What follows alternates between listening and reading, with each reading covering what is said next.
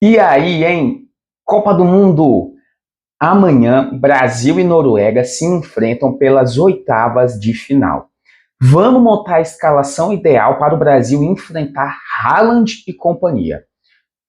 E digo logo aqui para ti, tem dois jogadores que para mim devem ser titulares e talvez para você aí gere um pouco de polêmica. Acredito que nem todo mundo vai concordar. E é por isso que de cara eu já vou te falar a minha escalação e o primeiro nome polêmico que vem até aqui. Para goleiro, eu na verdade escalaria o Alisson. Olha só, o Alisson, ele durante a fase de grupos não foi muito exigido. No momento onde se esperava algo dele contra o Marrocos, não conseguiu ser efetivo, acabou tomando ali uma atitude incorreta, tomou o gol. Nos demais jogos não foi realmente muito exigido. Na última partida contra o Japão, ele mais uma vez foi agora exigido com boa qualidade pelo um chute e não conseguiu defender. Teve inclusive muita gente comparando esse chute com aquele lá, lembra contra a Bélgica que o De Bruyne deu? Pois é.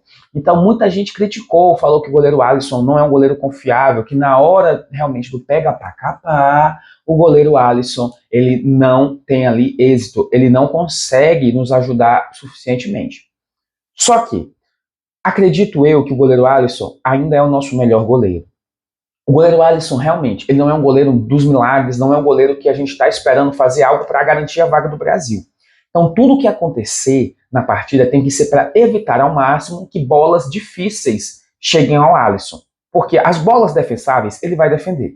Mas aquela bola difícil ou a indefensável, é muito difícil, é muito improvável que ele consiga fazer algo ali.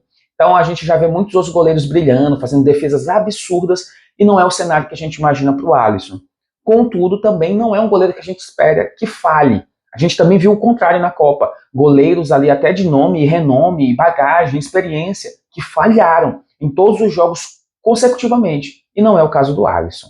Sendo assim, eu ainda acho que não é o momento para testes. E como é o nosso goleiro mais habituado a jogar com a linha defensiva atual do Brasil, eu ainda manteria ele para jogar contra a Noruega. O que eu preciso, na minha análise, entender é que precisamos de uma linha defensiva sólida para evitar chutes mais difíceis. Porque senão, se o Alisson for testado, aí sim, a gente vai ter poucas chances dele fazer algo ali a mais. Mas se ele for ali alvejado de forma fácil, tranquila, se nós tivermos ali oportunidades normais de gol, o Alisson vai conseguir sim nos ajudar.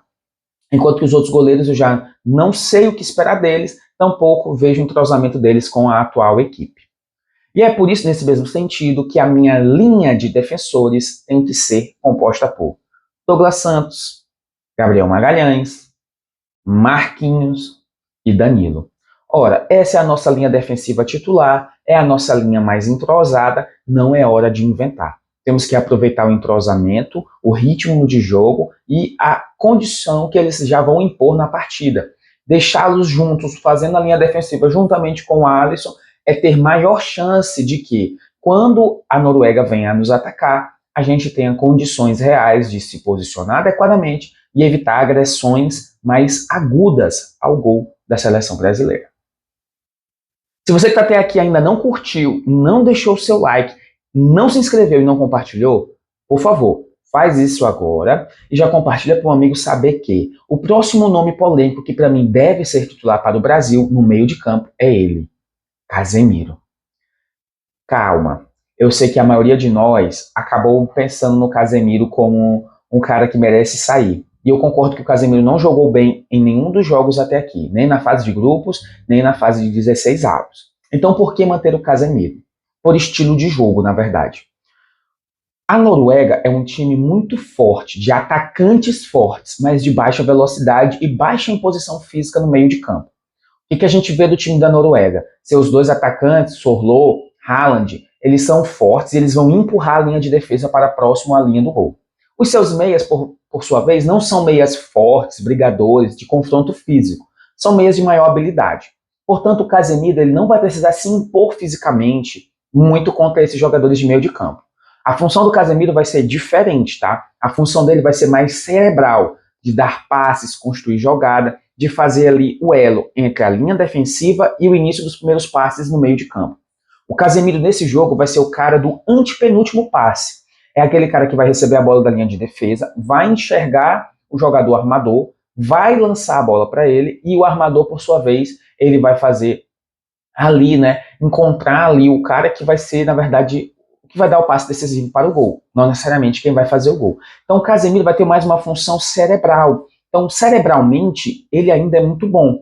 Como nessa partida eu não imagino ele sendo confrontado tão fisicamente como foi contra o Japão, por exemplo, então o Casemiro vai poder desempenhar um futebol melhor.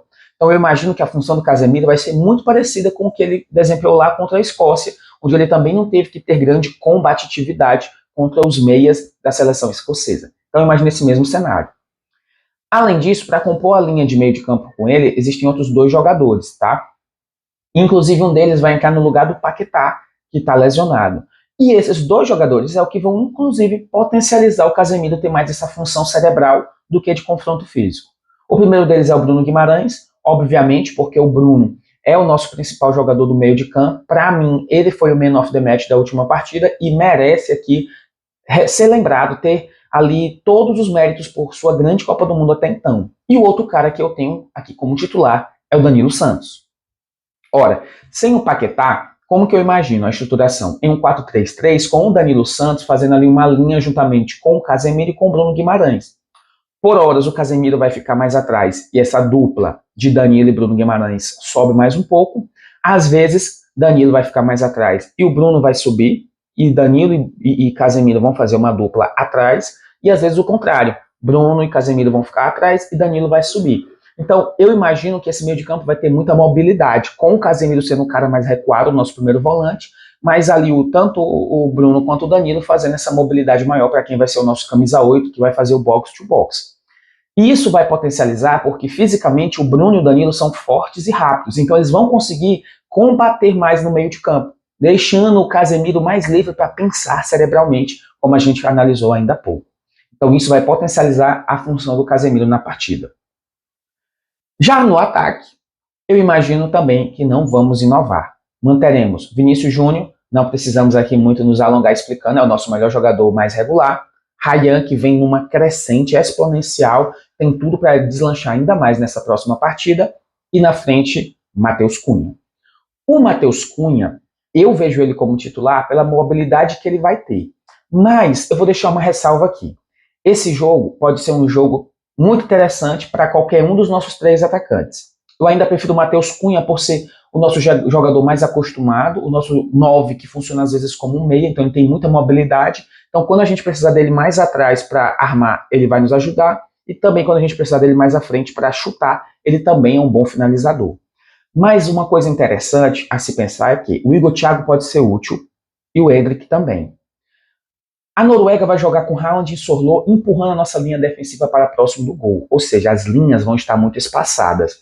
Com as linhas espaçadas, colocar o Igor Thiago é empurrar também a linha defensiva da Noruega também para próximo do gol da Noruega.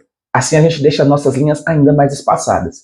Se o jogo se apresentar como um jogo ali de velocidade para os nossos meias e pontas, talvez colocar o Igor Thiago empurrando a linha da Noruega mais para próximo do gol deles é dar mais espaço para essa corrida pelos lados, pelas laterais ali, tanto do Vinícius Júnior quanto do Ryan ou até mesmo dos meias.